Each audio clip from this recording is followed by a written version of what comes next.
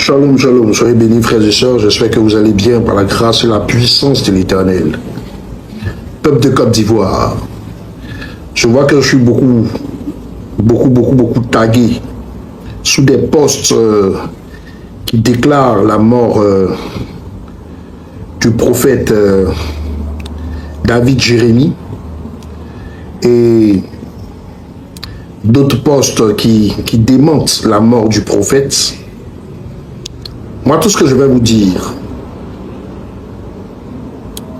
depuis les premières heures où ils l'ont attrapé, j'ai dit à plusieurs personnes en inbox, ils vont aller tuer le monsieur. Ils vont le tuer dans quel sens? Parce que la rage qu'il prenait pour frapper son portail, la rage qu'il prenait pour frapper son portail était vraiment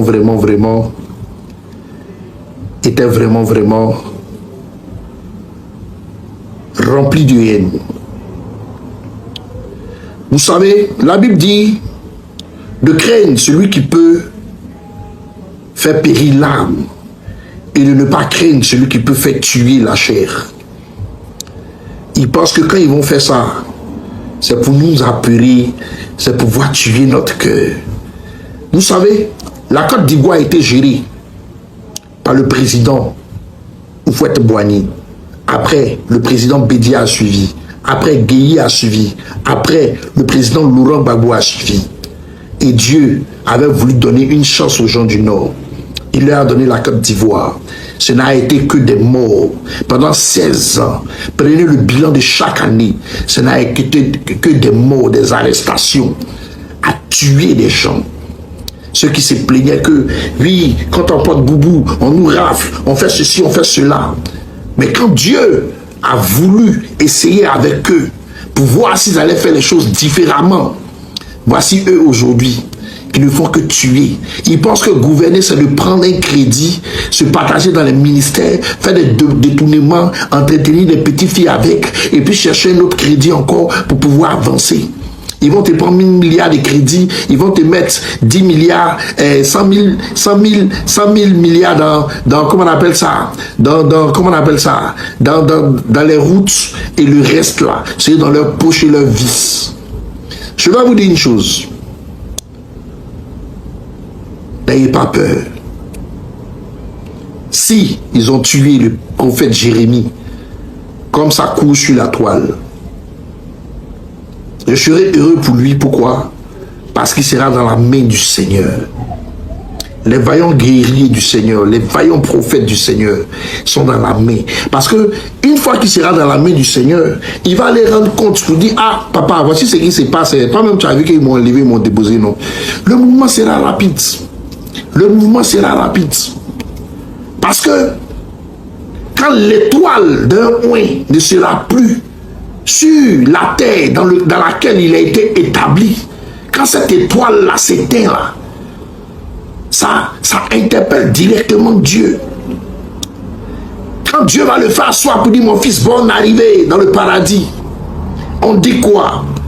Il va s'asseoir et puis il va lui rendre compte.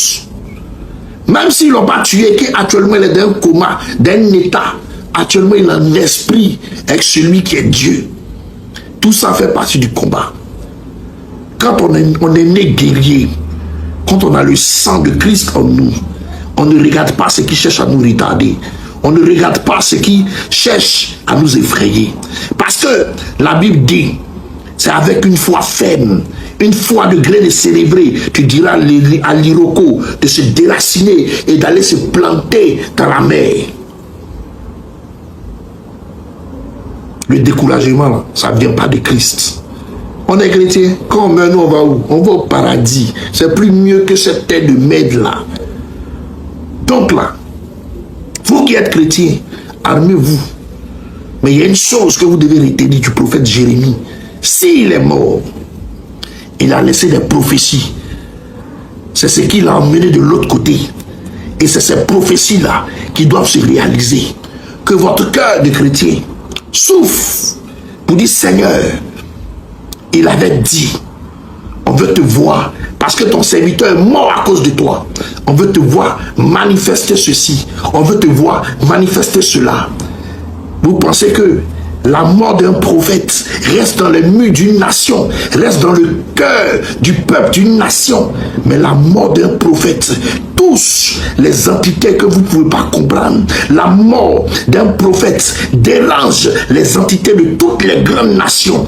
La mort d'un prophète, où ça a été visuel, ils sont venus casser chez lui, va toucher les entités américaines, va toucher les entités chinoises, va toucher les entités russes, va toucher les entités des grandes nations, pour dire qu'ils sont allés loin, jusqu'à un prophète qui a laissé son mémoire. C'est-à-dire qu'il a laissé sa parole, il a laissé ses vidéos, il a laissé des choses qu'il avait dites, qui s'étaient réalisées. Ce prophète-là, ils sont allés le prendre pour le tuer. Donc c'est ce que Ouattara a fait.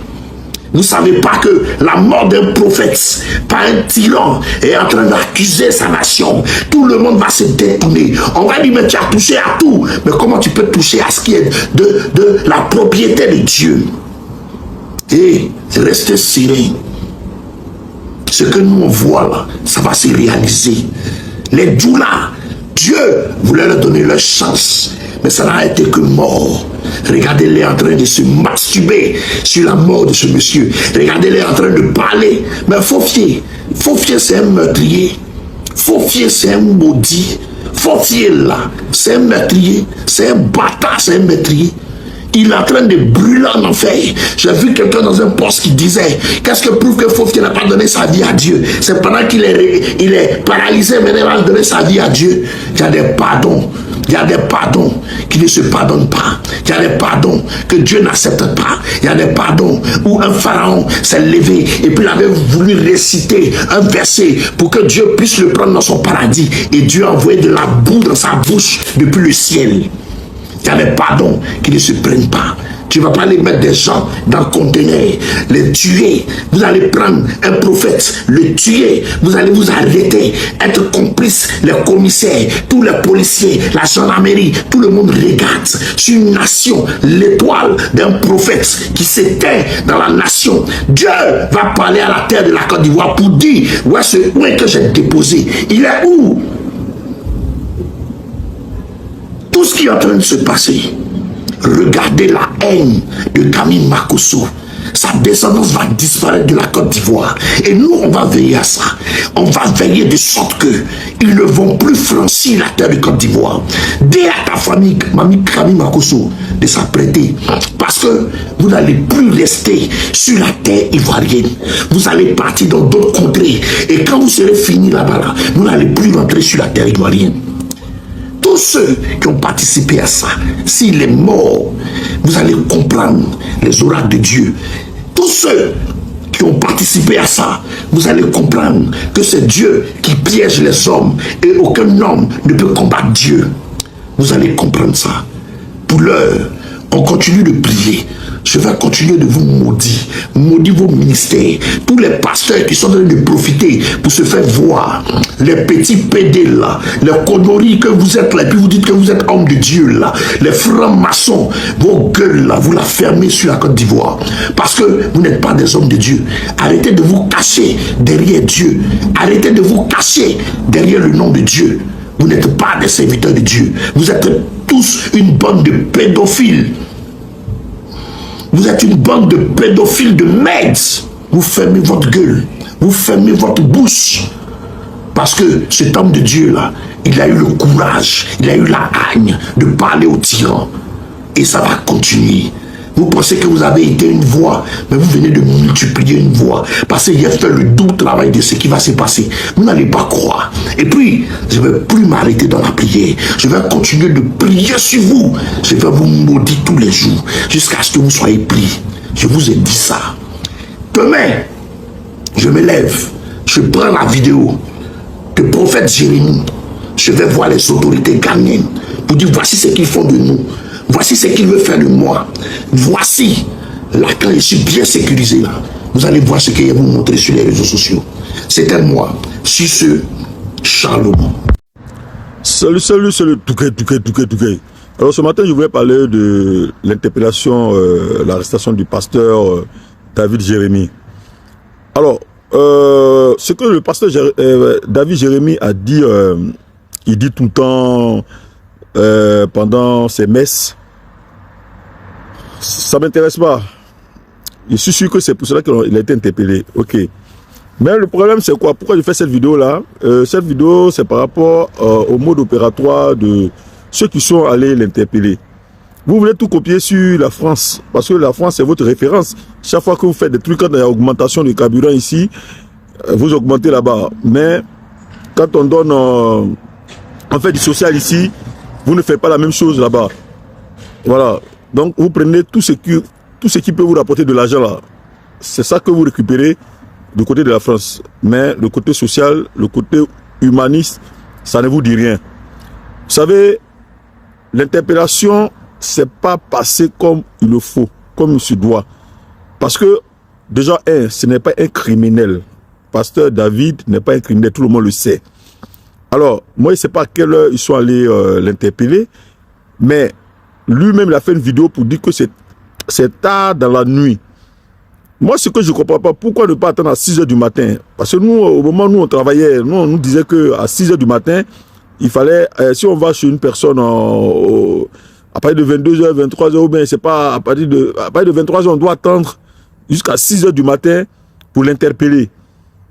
Mais pourquoi aller à cette heure-là et casser sa maison, casser son portail, comme s'ils avaient affaire à un criminel? Ils pouvaient attendre à 6 h du matin pour l'interpeller. Deuxièmement, une fois que la personne a été interpellée, il n'a pas opposé une résistance. Il s'est laissé faire, vous l'avez menotté. Dès cet instant, pourquoi le bastonner?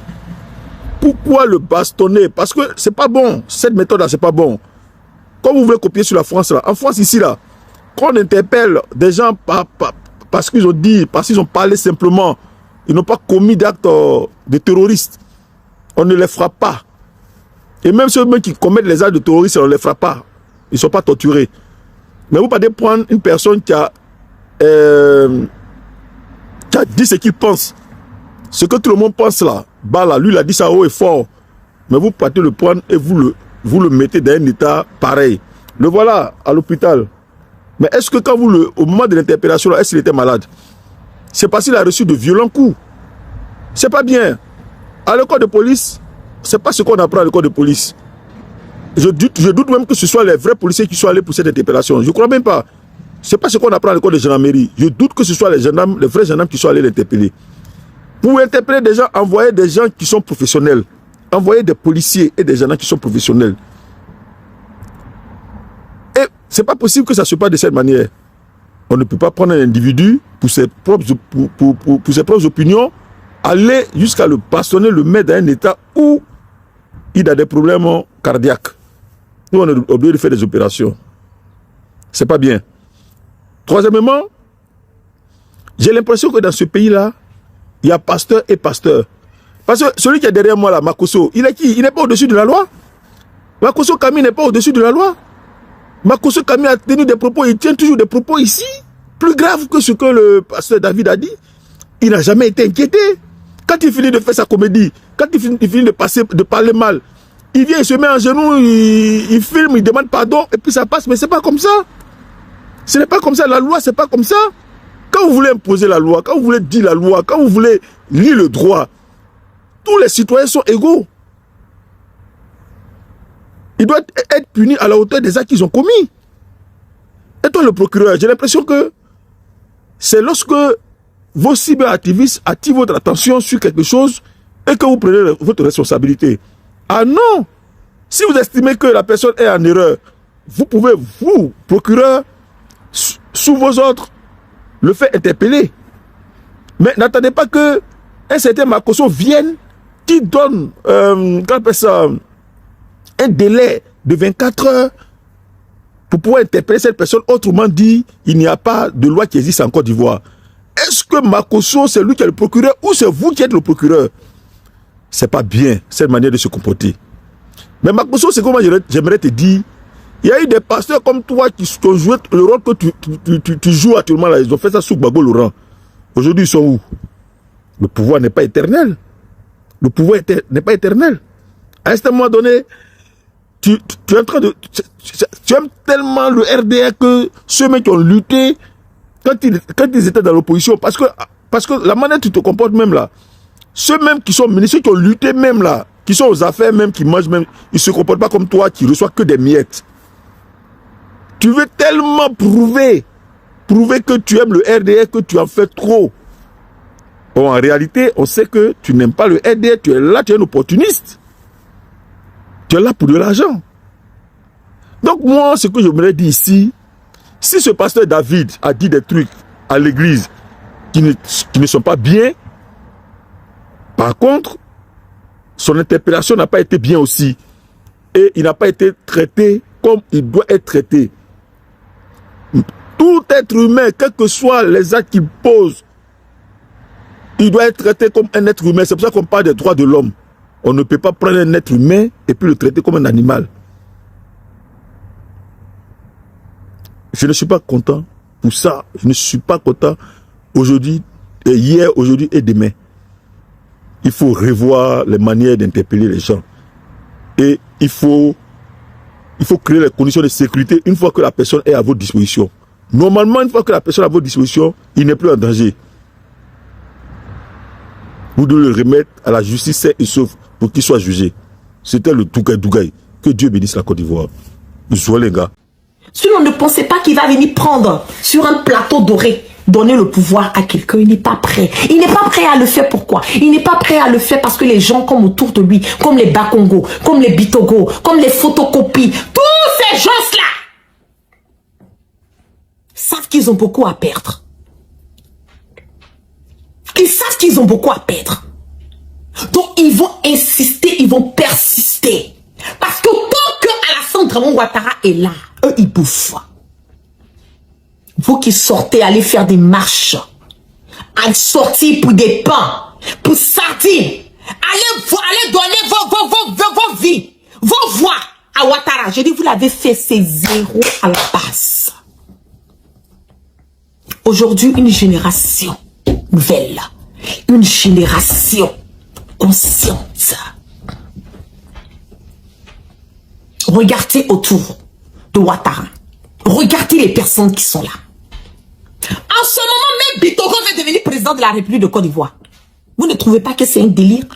Photocopie, lui qui on l'envoie, allez demander pardon à Ibrahim Traoré.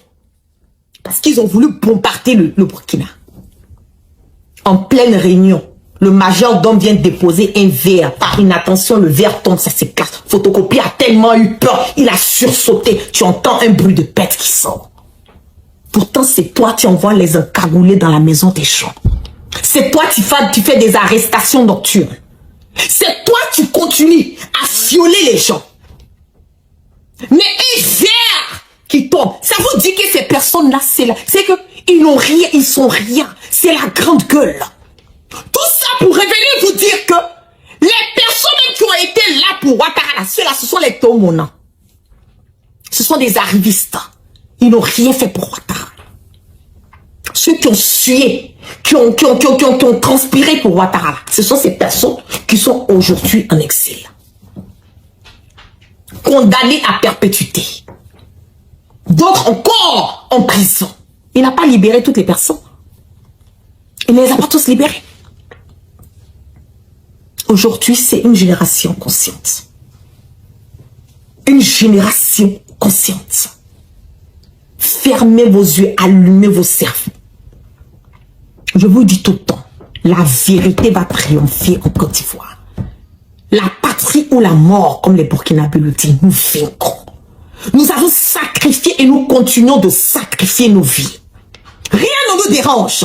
Vous voyez, de temps en temps, je mets des petites vidéos de danse. Tout ça, c'est pour s'enjailler la galerie. Mais mon combat, je suis toujours focalisé sur mon combat. Je n'ai pas changé d'autant. Depuis le premier jour jusqu'à aujourd'hui, je suis resté pareil. Et je ne changerai pas. Parce que je suis du côté de la vérité. On a eu trop de personnes qui ont perdu leur vie dans cette histoire de la Côte d'Ivoire. Trop d'Ivoiriens ont coulé le sang, trop de sang ont coulé. Jusqu'à présent, qui a fait les 3000 morts? Ahmed Bakayoko, 6 mètres sous terre. Amadou Koulibaly, 6 mètres sous terre. Ouattara, 6 mètres sous terre. Même Ibré qui était là au départ avec Alassane Dramane Ouattara, ils n'ont pas échappé, oui. Parce que c'est Alassane Dramane Ouattara qui a donné l'ordre a donné l'ordre qu'on attrape IB, vivant ou mort. Qui a géolocalisé IB? Qui a géolocalisé IB? Celui qui a géolocalisé IB, nous le connaissons tous. C'était l'ancien gars, le DG d'Orange. C'est lui qui a donné la position de IB. Et Ahmed Bakayoko était au courant. Pendant tout ça, Guillaume Soro était au Burkina. Allez faire vos recherches. On n'est pas là pour raconter du n'importe quoi. Guillaume Soro était au Burkina quand on a tué IB. Découper les parties de IB. On n'a jamais pu reconstituer IB. Ils ont pris ça, aller faire leur sacrifice. Pensez qu'on ne soit pas au courant de ça. Allez demander à photocopie. Les albinos qui étaient à Korogola, ils sont où? Ils sont où? Des sanguinaires notoires à la tête de notre patrie. Vous voulez qu'on ferme la bouche? On ne la fermera pas. Ça va puer. On va parler. On va dénoncer.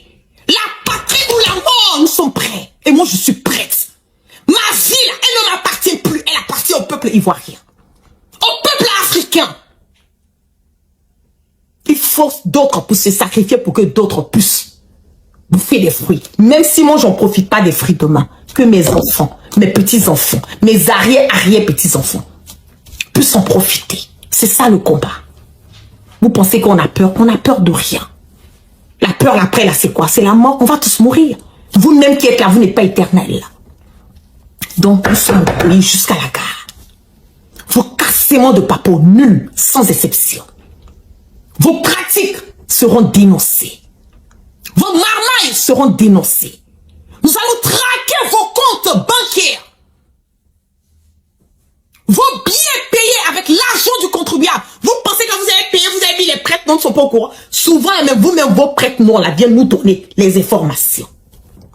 Rappelez-vous, comment j'ai su qu'il y a plus de combien? 300 millions de francs de l'argent du contribuable qui a été transféré du compte du DG, l'ancien DG du Fer Diaby, sur le compte de sa femme. Comment j'ai su ça? Comment j'avais le numéro de compte? Comment j'avais les références? Comment j'avais la date? Comment j'avais le montant exact? C'est pour vous dire que vous serez traqués jusqu'en dans vos chiottes. C'est pas un débat. Ça, c'est encore entrer à la matière. On n'a même pas encore débuté. Vous pensez être fort. Vous pensez être puissant. Vous pensez que vous avez le monopole de la violence. Vous pensez que c'est vous qui êtes là. Il n'y a pas plus fort que Dieu. Vous n'êtes rien. Des anciens spermatozoïdes, des futurs cadavres comme vous et moi. On va apprendre à se respecter. Vous collez la paix à Guillaume Soro, on vous colle la paix. Vous voulez l'attaquer, on vous attaque. Vous voulez mentir au peuple ivoirien, vous aurez des personnes comme moi, la gueule sur votre chemin. Ils sont là pour vous donner cette vérité et donner la vérité au peuple africain. Sur ce, vous passez une excellente journée, un bon samedi. On part toujours sans crainte ni peur, on part toujours sur roman. Je vous dis de continuer à vous adhérer à GPS, Génération et Peuple Solidaire. Continuez à vous adhérer à GPS. La seule voie de la vérité. La seule voie pour un vrai changement. La voie de la démocratie. La voie de la cohésion. C'est la seule voie qui va emmener tout Ivoirien, venant du nord, du sud, de l'est, de l'ouest, en passant par le centre, à être unis dans la vérité. Soro Kibafori Guillaume, le leader générationnel. Je le dis tout le temps. Merci à tous. Vous passez une excellente journée. Et encore au peuple du Burkina, bravo, bravo, bravo à vous. Continuez à insister et à persister. L'avenir de l'Afrique, l'avenir du Burkina est assuré tant que vous avez Ibrahima Traoré à côté. Continuez à protéger IB. Continuez à lutter pour ce qui est pour vous. Continuez à hausser vos voix. Quand je vois le peuple du Burkina est un peuple exemplaire. Et peuple, c'est que j'ai envie d'être burkinabé. Je le jure. J'ai envie d'être malienne. J'ai envie d'être nigérienne. J'ai envie d'avoir un passeport dans le futur de l'AES. Parce que vous êtes des exemples aujourd'hui. Vous faites plaisir à cette génération. Et vous sécurisez les générations à venir. Continuez et bravo, bravo, bravo et Ibrahim Traoré. Je prie le Allah subhanahu wa ta'ala jusqu'au jour où je puisse fermer les yeux. Je puisse croiser ce monsieur, le regarder droit dans les yeux, le saluer et lui dire merci capitaine pour tout ce que tu fais pour ton peuple. C'est ça qu'on appelle un homme. Un homme d'État. Il n'est pas là. Il peut avoir tout le prestige. Il est là pour le peuple du Burkina. Merci à Assimi Goïta, merci à Tiani. Que Dieu continue de mettre la barricade sur vous. Excellente journée à vous. Bon samedi. Et c'est votre guêpe depuis ma position guépale. Je vous love.